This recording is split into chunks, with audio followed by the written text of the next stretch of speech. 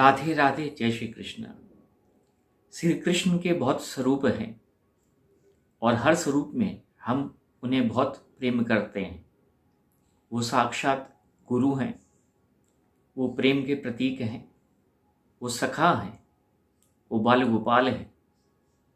हम अगर उनके चरित्र को देखें तो उस चरित्र में हर चीज़ हमें प्राप्त होती है और हर एक इंसान अपने तरीके से उन्हें जुड़ता है, उनसे जुड़ता है। इस वीडियो में मैं आपको ये बताऊंगा कि श्री कृष्ण अगर आपके जीवन में है तो आपको उनका एहसास कैसे हो सकता है, ये कैसे सिद्ध होगा कि वो साक्षात आपके जीवन में है। ये मेरा निजी अनुभव है जो मैं आज व्यक्त कर रहा हूँ। हम श्री कृष्ण को हर रूप में पा सकते हैं, लेकिन जो सबसे कठिन स्वरूप है उनका वो है गुरु का। अगर आप उन्हें अपने जीवन में साक्षात गुरु के रूप में प्राप्त करना चाहते हैं तो ये सबसे कठिन है। अगर आप उन्हें अपने जीवन में प्रेम के रूप में पाना चाहते हैं, बहुत सरल है। अगर आप उन्हें अपने जीवन में एक सखा के रूप में पाना चाहते हैं तो ये भी बहुत सरल है। अगर आप उनकी बाल लीलाओं से बहुत मोहित हैं और उन्हें बाल गोपाल के रूप में पाना चाहते हैं तो ये भी बहुत सरल है। लेकिन अगर आप श्री कृष्ण को साक्षात अपने गुरु के रूप में पाना चाहते हैं तो ये बहुत ही कठिन है कि श्री कृष्ण हमेशा आपको अलग अलग माध्यम से एक यात्रा की तरफ लेके जाएंगे और फिर उस यात्रा के थ्रू आपको वो रिफाइन करते हैं। मैं आपको कुछ बताना चाहता हूँ। पहले जब आप उनसे जुड़ेंगे तो एक बहुत ही खिंचाव आपको महसूस होगा। आपको लगेगा कि उनके बिना कुछ भी नहीं है, आपने उनको पा लिया है। वो अपना एहसास आपको कराएंगे। आपको हर पल लगेगा कि मेरे सारे कार्य सिद्ध हो रहे हैं। वो आपको ये एहसास कराएंगे कि वो आपसे बात करते हैं। आप कभी भी अकेलापन महसूस नहीं करेंगे। आप अपने आप में मगन होंगे। ये कुछ समय आपके साथ होगा अगर आप श्री कृष्ण से जुड़े हैं किसी भी रूप में। लेकिन सडनली आपके जीवन में कुछ ना कुछ ऐसा घटित होगा जिसके कारण आपका जो विश्वास है उनके प्रति वो टूट जाएगा। आपका जो कनेक्शन है उनके प्रति वो टूट जाएगा और आप उन्हें ढूंढेंगे, आप उनकी तलाश करेंगे, लेकिन आपको कोई भी जवाब नहीं मिलेगा।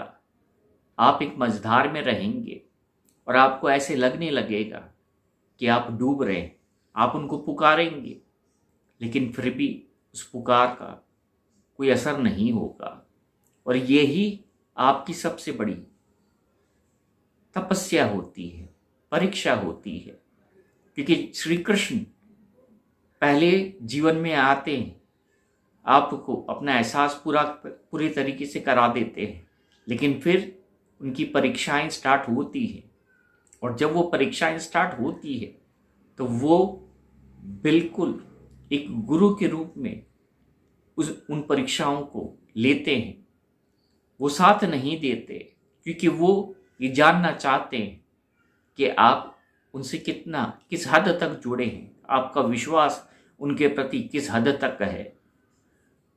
यकीन मानिए वो जो परीक्षाएं होती है उसमें इंसान टूट जाता है और उन्हें ऐसा लगता है कि वो नहीं है मेरे साथ। आपको इस हद तक वो लेके जाते हैं। क्यों लेके जाते हैं? क्योंकि उन्हें पता है, वो ये जानते हैं कि ये मेरे लिए किस हद तक जा सकता है।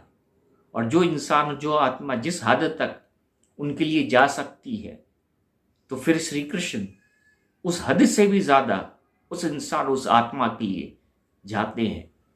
लेकिन वो जो परीक्षा होती है, उस परीक्षा में आप सब कुछ खो देते हैं। अब मुझे ये बताइए, हम इस भौतिक जगत में रहते हैं, जब सब कुछ छूट जाता है तो हमें कैसे महसूस होगा? हमें तो यही लगेगा ना कि अब बचा क्या है। लेकिन यही तो खेल है उनका। जब हमें ये लगता है कि अब सब कुछ समाप्त हो गया, अब कुछ भी नहीं बचा है, तब वो अपनी लीला दिखाते हैं। अगर आपको अपने जीवन में श्री कृष्ण को पाना है तो तैयार हो जाइए सब कुछ छोड़ने के लिए। क्योंकि अगर आप रोते रहेंगे जो जा रहा है, छूट रहा आपसे, तो आप उन्हें कभी भी प्राप्त नहीं कर सकते। लेकिन जब ऐसी स्थितियां आपके जीवन में आए और फिर भी आपका प्रेम, आपका विश्वास, आपकी श्रद्धा उनके प्रति अटूट रहे, तो यकीन मानिए फिर आपका जो जीवन है वो वही अपनी तरीके से बदलते हैं। इतिहास गवाह है, श्री कृष्ण जहाँ भी होते हैं वहाँ पर उस इंसान का जो जीवन है वो बहुत ही उथल पुथल होता है। क्योंकि श्री कृष्ण कर्म पे बिलीव करते हैं, वो दया पे बिलीव नहीं करते हैं। उनमें करुणा बहुत है, लेकिन जब बात कर्म की आती है तब वो उस कर्म के सिद्धांत को ही फॉलो करते हैं। महाभारत, सुदामा, ऐसे बहुत से भक्त हैं जो श्री कृष्ण के हैं, लेकिन उनके साथ क्या हुआ आप सब जानते हैं।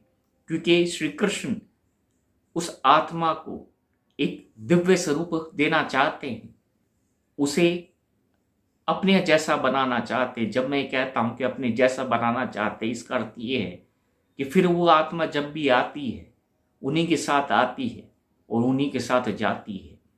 कि वो जो रिश्ता बनाते हैं वो एक जन्म का नहीं होता है, बल्कि हर उस जन्म का होता है जब वो प्राणी, वो इंसान जब जब इस धरा पे आएगी।